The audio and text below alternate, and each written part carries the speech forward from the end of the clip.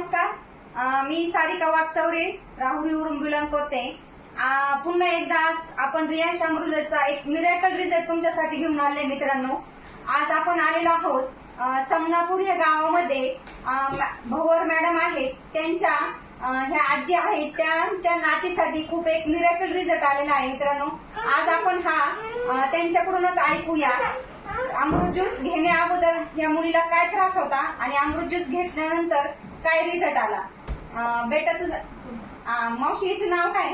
साक्षी। साक्षी का? साक्षी भवर ना।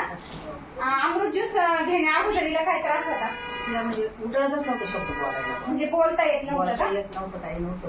मग आता जसं औषध भेटले ना तस तसं तिला शब्द उठळायला लागले, म्हणजे बोलता यायला लागलं बघ। म्हणजे अमृत ज्यूस बघा मित्रांनो, ही किती वर्षाची ताई? 6 वर्षाची मुलगी आहे मित्रांनो। हिला बोलता येत नव्हतं। आज आपल्या रियांश अमृत ज्यूस मुळे किती बॉटल झाले हिच्या? एकच बॉटल बघा मित्रांनो, एकच बॉटल ह्या मुलीची घेऊन झालेली आहे। एका बॉटल मध्ये असा मिरेकल रिझल्ट आलेला आहे की तिला बोलता येत नव्हतं। ती आता 1-2 शब्द बोलायला लागली फक्त एका बॉटल मध्ये। बेटा भात म्हण, भात इकडे थोडस जवळ आहे बेटा, ऐकायला भेटेल।